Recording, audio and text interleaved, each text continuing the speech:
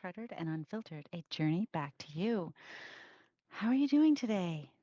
I am your host, Cynthia Jameson, and if you are new here, I know that you are someone who feels called to grow, called to lead, called to live with more intention, and to show up as your most authentic self in leadership and in your life.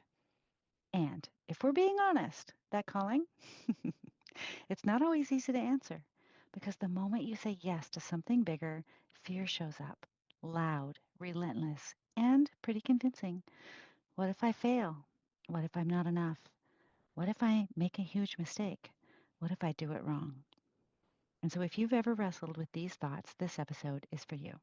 Today, I'm sharing how to recognize a soul calling because it's easy to doubt ourselves when we don't have a clear roadmap, why fear always shows up when you're on the edge of something big, and how to work with it instead of against it. The power of surrender, what happened when I stopped trying to control everything and finally trusted myself, and a practice that you can use right now to shift from fear to love because knowing isn't enough. We have to live this work. So, for those of you who are ready to stop letting fear run the show and step fully into your next level of leadership in life, let's dive in. Now, today I want to share something it feels deeply personal. And if you've been following me, you know that I've been on a journey to truly step into sacred leadership, to expand my consciousness and choose love over fear every single day. But let me tell you, this journey has not been easy at all. So I want to go back a little bit and talk about last year, where I found myself standing at the edge of something that I had been feeling called toward for a long time, which was deepening my spiritual path and answering a deeper calling within me. And I'm wondering if you know that feeling when your soul's whispering to you, it's urging you to step into something bigger, something that requires you to shed old layers and trust in the unknown. Now, as a child, we used to live in a trailer park, and I would leave our trailer every Sunday morning to catch a bus to church. I have no idea if my parents knew that I was on this bus, that I was outside, that I was doing any of this. And, anyways, I had within me such a longing for belonging and connection to something greater. I didn't have the words for it then, but looking back now, I can so much understand that it was my inner mystic guiding me towards something sacred. And that deep desire was never, ever, it has never, ever left me, even in seasons where I have neglected or forgotten about her. Now, over the years, I have followed my inner mystic through different spiritual experiences, allowing each one of those to shape me, to teach me, and to expand me. And I've talked about some of them on the podcast, so I'm not going to go into all of them here. But I realized in a way that I hadn't before, a deeper level, that I have always been led, that I have always been seeking. So in July of last year, my inner mystic whispered again. And I stumbled upon the Institute for Intuitive Intelligence, led by Dr. Ricky Jane Adams, and my whole body responded. I had such a strong knowing, a feeling, an intuitive certainty that this was a path that I was meant to walk. My soul was calling me again to deepen, to fully step into my work, and to surrender to what was unfolding. So I followed. I joined the email list. I explored the teaching very quietly. I learned the micro method to release fear, and I'm going to put that in the show notes so that you can think about it as well. I released fear of not being good enough, fear of failure, fear of dogs, which I've talked about before in the podcast. That simple 7-minute practice, and again, I'll link it in the show notes for you, became a lifeline whenever doubt and resistance crept in, and there was a lot of it. Then came what was called the Spiritually Fierce Collective, which was 6 weeks of communion with other sacred leaders from around the world. All of us had chosen to be there. All of us wanted to expand our capacity to serve in the world, aching for transformation. Ourselves and the world. We built clarity and focus through a vision building exercise that kept us all energized and motivated. We held space for one another's highest potential through accountability, insight, and feedback. And that work prepared me for something even deeper, which was a moment of divine guidance that led me to something called the Holy Trinity Workshop. This was over 3 days, and it was the ability for me to be able to meet my future self. I was guided to commune with three powerful archetypes. The very first one was my life guide, so that I could understand my internal nature and the highest purpose of this life. The second night, or day, or morning, because it was at 3 a.m., I had an opportunity to commune with my present day self, to make sense of the events unfolding in my life at that moment. And on the last day, I got to meet my future self, the archetype calling me forward into the next phase of my life. And so, as a result of all of that workshop, something unexpected happened. I won a one on one session with Dr. Ricky Jane. Now, at the time, I thought, wow, what luck! But that moment wasn't luck. It wasn't just luck, it was intuition. And intuition speaks to us in different ways. Now, you may have heard of the clair senses before. These are all things that I had no awareness to this time last year. But the clair senses, these are the different ways that we receive intuitive guidance. So clairvoyance is clear seeing. So if this is your dominant clair, you might get mental images, visions, or a symbolic message in your mind's eye.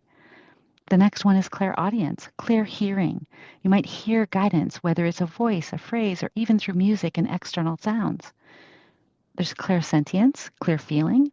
You experience intuition as a gut feeling, a bodily sensation, or emotional awareness. And then there's claircognizance. It's a clear knowing. You just know things without understanding why. You have an immediate, undeniable inner knowing. And so for me, my strongest clairsense is clairsentience.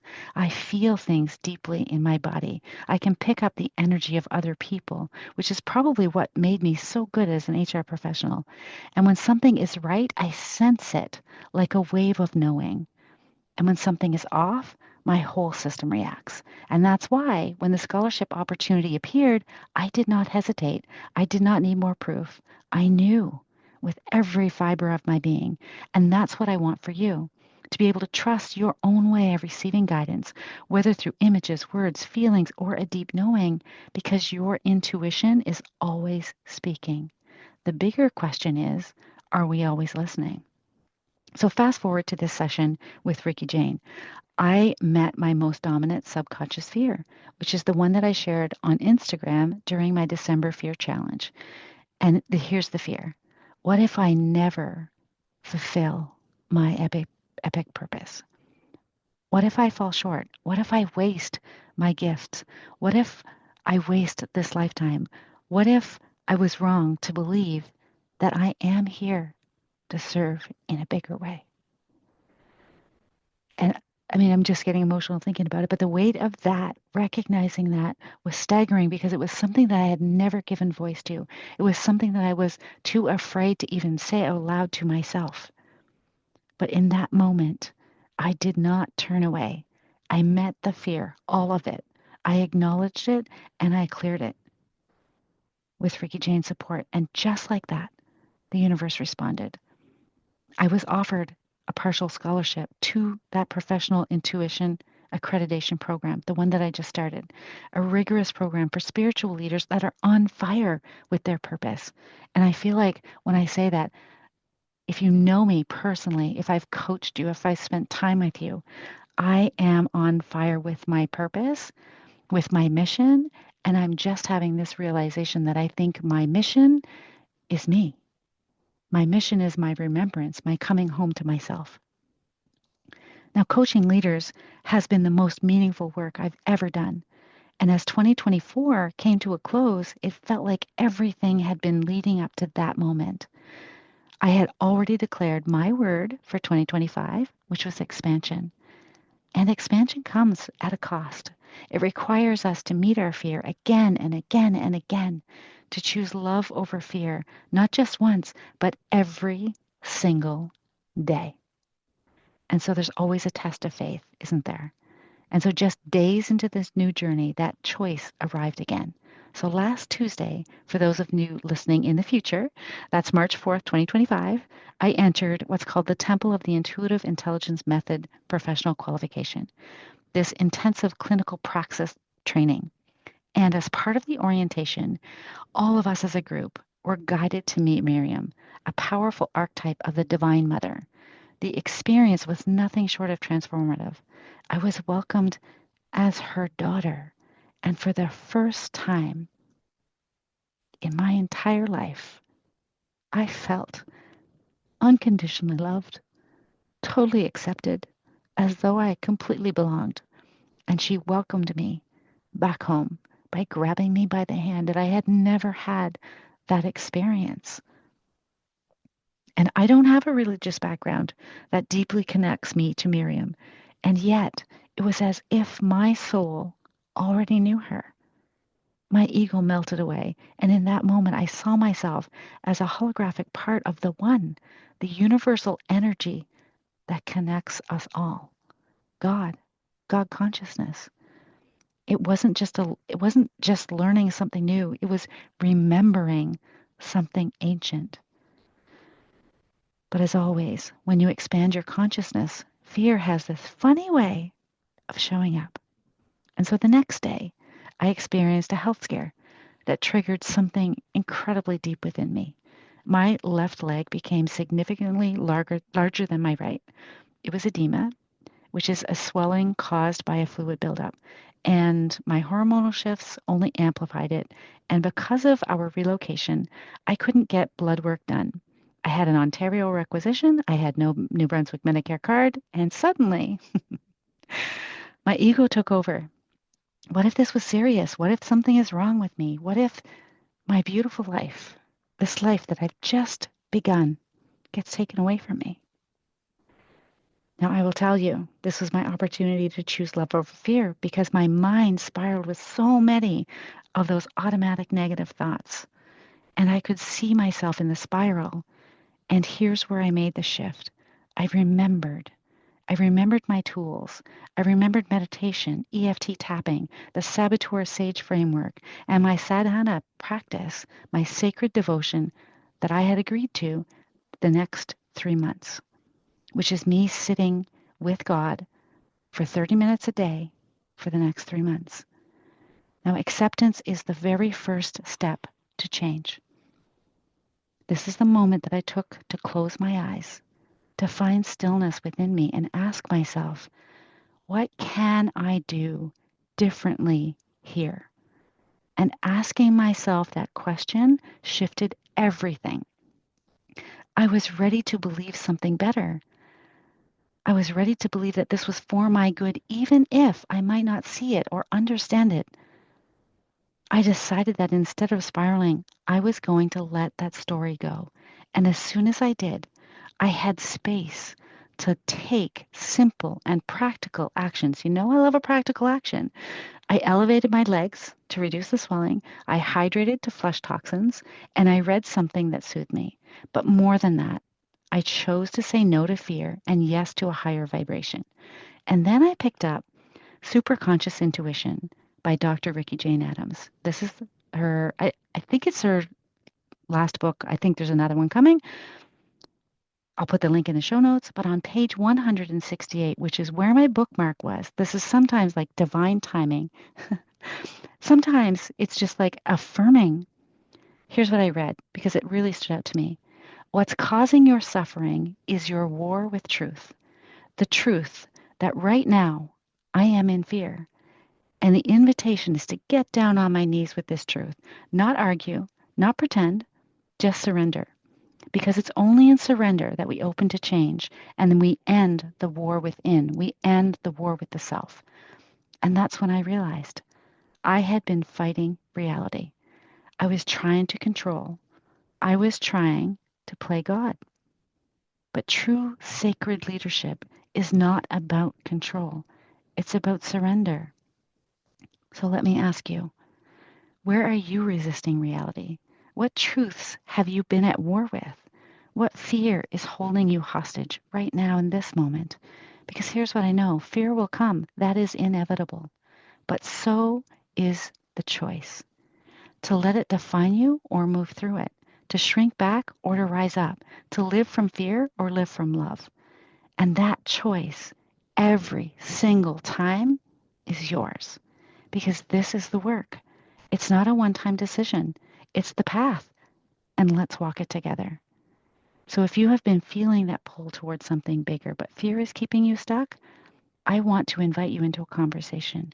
My one on one coaching is designed for leaders, change makers, and seekers who are ready to move through fear, own their power, and step fully into their next level of leadership and life. So if that's you, let's talk. I invite you to go to the show notes and book a call, and let's explore what's possible. Because fear will knock on your door. And I'm not saying that to scare you, but it doesn't get to ruin your life, and it doesn't get to run your life. And I can't wait to help you take that next step for yourself. And with so much love, I will see you back here, same time, same place, next week. Take care. Have a great week. I hope that you're walking away feeling more aligned with your true self, more confident in the choices ahead, and ready to leave the safe path behind, knowing you've got everything you need within. Remember, the journey to you isn't about finding one perfect direction. It's about trusting yourself enough to explore all of it. If you're ready to dive deeper, join me for the next episode and don't forget to subscribe so that you never miss the next step on your path.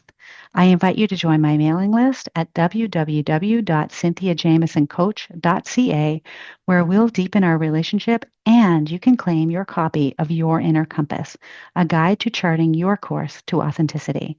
Until next time, stay unfiltered, stay true, and most importantly, stay you.